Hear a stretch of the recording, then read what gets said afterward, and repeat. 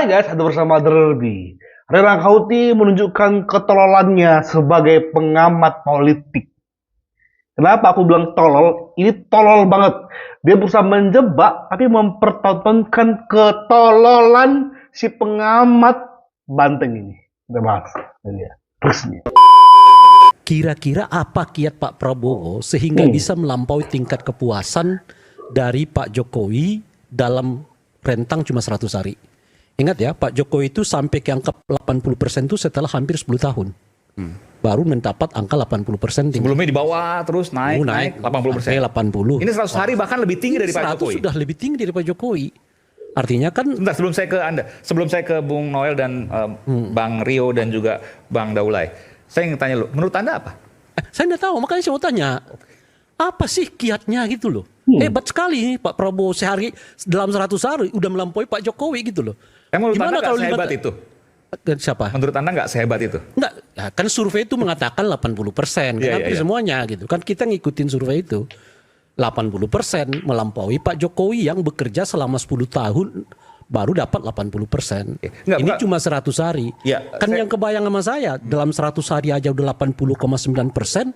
Bagaimana kalau 50 tahun? Bisa-bisa sampai 120-130% loh itu tingkat kepuasannya. Oke, di situ aja udah pertanyaan yang tolol. Tolol banget nih orang. Bisa kepuasan di atas 100%. Mau berapapun waktunya Rerang Houthi pengamat tolol, nggak akan melebihi 100%. Tapi oke lah, kita ikuti. Karena ini jebakan ini sebenarnya. Dijawab langsung oleh perwakilan dari Partai PAN. Ini dia. Ya, coba ini Itu makanya. Rai Rangkuti kan ciri khasnya gitu tuh. Pertanyaan menjebak yang sebetulnya menurut saya Yang tolol. belum tentu kontekstual pertanyaannya. Pertama begini, Menjebak. soal Prabowo dan Jokowi atau Jokowi dan Prabowo. Pak Prabowo itu selalu menyatakan bahwa apa yang dilakukan pada masa dia sekarang ini adalah kelanjutan dari program-programnya Pak Jokowi. Jadi kalau sebelum turun Pak Jokowinya tingkat popularitas pemerintah pada saat itu kan udah di atas 70%, hampir 80% juga. Jadi hanya sebagai kelanjutan sebetulnya ini masuk akal. Itu satu. Kemudian yang kedua, program-programnya Pak Jokowi yang sangat populer kemudian diminati masyarakat itu tidak ada yang dipotong Pak Aiman. Ya coba lihat PKH. Ya, PKH itu masih, beasiswa PIP masih, malah ditambah MBG. masa ya nanti itu dulu. Ini yang lama nih. Yang lama. Ini Bapak dengar dulu ini supaya kelihatan nih, supaya Pak Ray tahu ini kenapa bisa bertambah. Kemudian BPJS Kesehatan yang gratis Pak. Itu masih juga semua sama ya. Ya. Jadi itu kan besar tuh 96,8 juta orang dapat tuh gratis tuh semua. Kemudian ditambah lagi subsidi Pak. Di mana-mana itu ada. Dan seterusnya. Jadi banyak program-program yang di masanya Jokowi sekarang malah justru dipertahankan oleh Pak Prabowo. Nah sehingga wajar kalau misalnya masyarakat kenal betul ini. Jadi nggak ada yang terusik sedikit pun dengan keberadaan Pak Prabowo sebagai presiden. Lalu bertambah sayang dengan Pak Prabowo masyarakat ini dengan apa? Dengan program-program baru. Contoh guru. Guru kan sering katakanlah quote and quote ya agak terusik karena gajinya selalu di bawah rata-rata Pak. Ya. Lalu sekarang Pak Prabowo menaikkan gajinya. Kemudian buruh kemarin.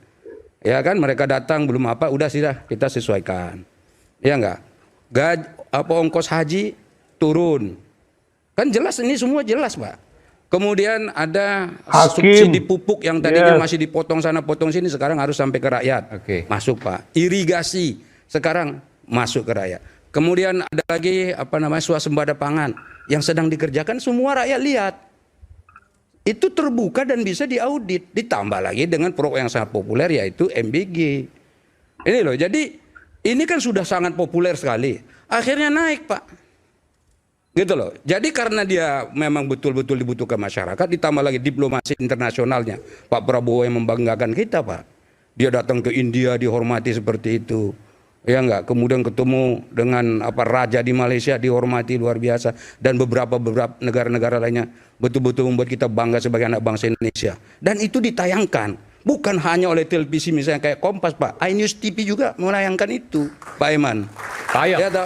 Jadi karena itu mestinya ini pertanyaannya saya katakan ya enggak seperti misalnya gini. Oh ini kalau sekarang udah 82%, 83%, nanti 85, 80. Mungkin ini bukan angka hitungan Betul, kacang. betul. Litbang. Betul. Bukan 85, 100, 200, 300. Inilah orang kalau goblok mengenai membaca persentase kepuasan dalam satu wilayah. Kalau tahun ini 800, tahun kedua berarti 160, tahun ketiga berarti dikalikan. Gobloknya ini loh. Saya survei itu kan bukan begitu Survei, hitungannya. ya. Emang begitu Jadi- hitungannya. Jadi dari Survei yang tidak seperti dari itu. penyampaian Bung Saya belum selesai, Wartawan. Pak Rai. Makanya saya mau melanjuti dengan pertanyaan supaya dilanjutkan lagi jawabannya. Dari Dipertajam. yang disampaikan oleh Bung Tahunan ini mau mengatakan begini, kan tingkat kepuasan terakhir di Pak Jokowi itu 80%. Sekarang 80,9%. Artinya Pak Prabowo hanya menghasilkan 9% tingkat kepuasan. 0,9%. 0,9 ya. Dalam Jadi waktu dalam waktu 100 hari. Jadi nggak ada Lihat 1%. jebakan dia nggak?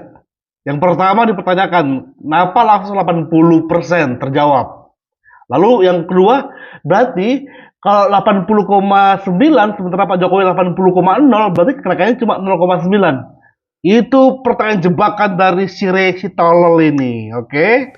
Dan katakan 1% lah kita bulatkan di 1%. Ya, terserah kau lah. 1% itu sumbangsih dari satu MBG, kedua Digituin, kenaikan guys. guru, kenaikan buruh, ya kan? Lalu apa tadi PPN yang 20%, haji yang dimurahkan.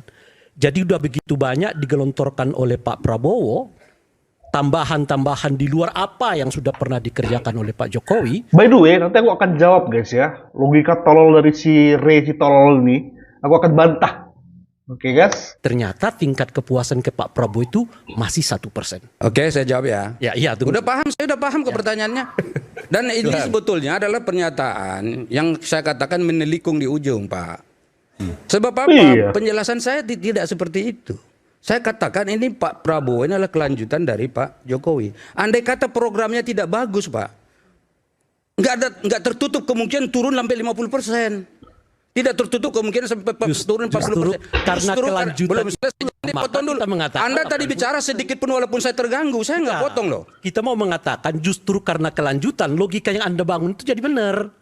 Ini kelanjutan tuh di 80%. Bukan, maksud saya Pak gini. Prabowo sekarang 81%. Itu yang saya katakan. Artinya kalau kelanjutan cuma naik 1%. 1% itu disumbang oleh beberapa Itu kan program baru pemahamannya yang dilakukan saudara Ray oleh ikuti. oleh Pak Prabowo. MBG mungkin 0, sekian persen. Gaji guru 0, sekian persen.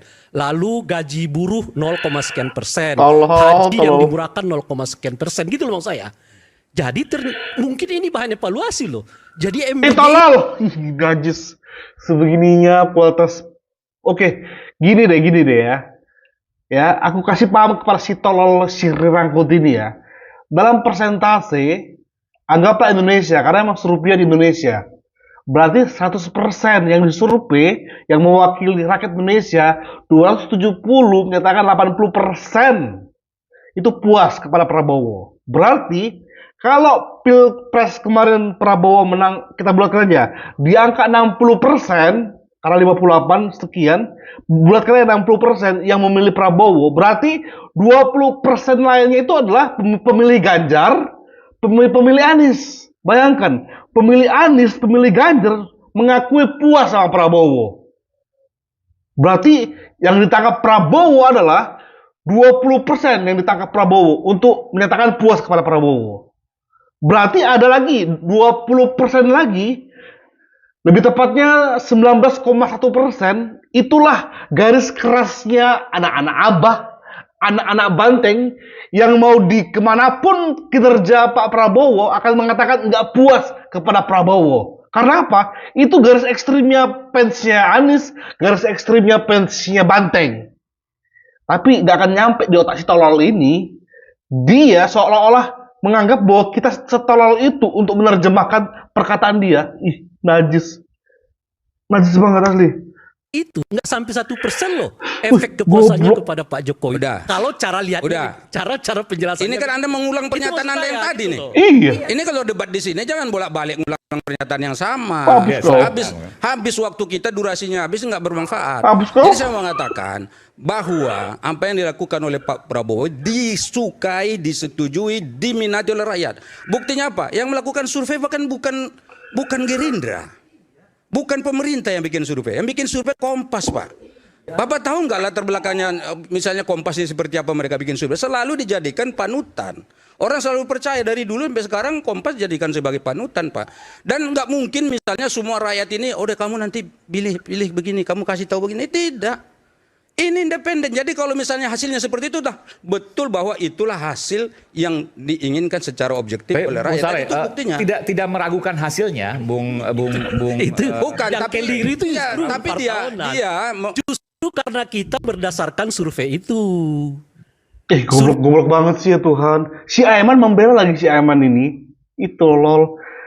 Aiman, kau sebagai host, kalau sudah mengarah ke situ pembodohan seperti itu, kau harus cut Aiman. Ya my God, acara makin kacau ini. Survei itu mengatakan 81% kan, kita andaikan. Lalu Anda menjelaskan 80% itu bagian dari kelanjutan. Nggak menarik banget.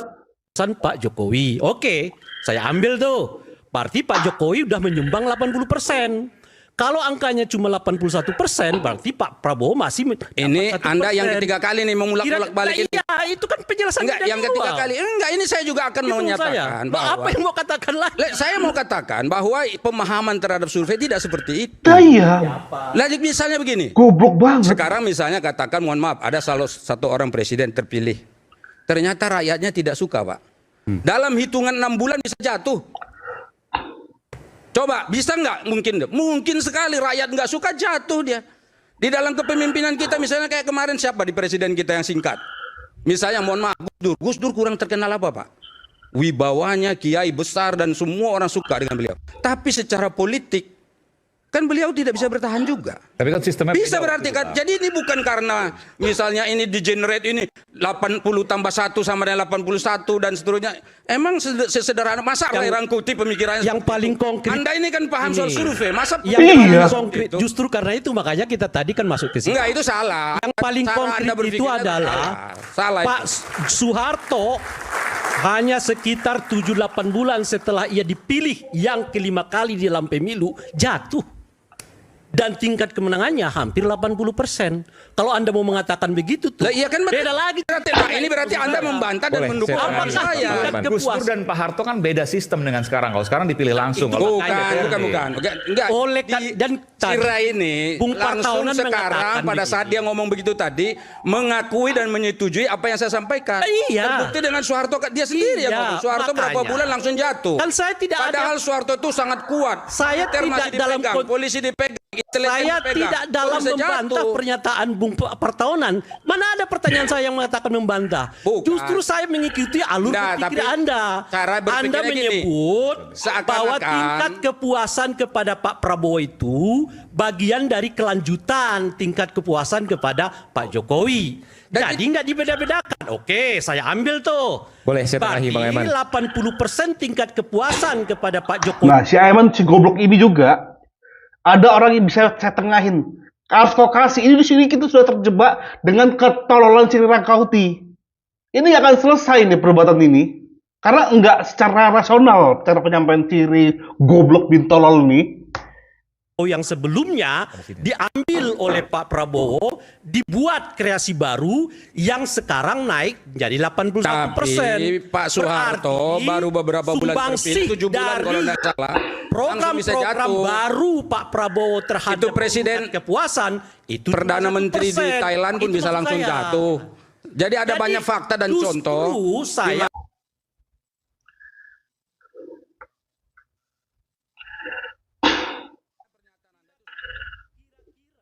kalau baru 1% kenaikannya dari Pak Jokowi dari begitu banyak program Tadi katanya gini, sebentar ya Pak Eman, saya jawab yang ini ya. Kira-kira. Jadi begini, dia begitu menjawab dia tadi, langsung dia bilang sama kan setiap saya bertanya Dijawab oleh dia. Artinya pertanyaan saya jadi baru lagi. Belum menyatakan pernyataan saya sebentar ya.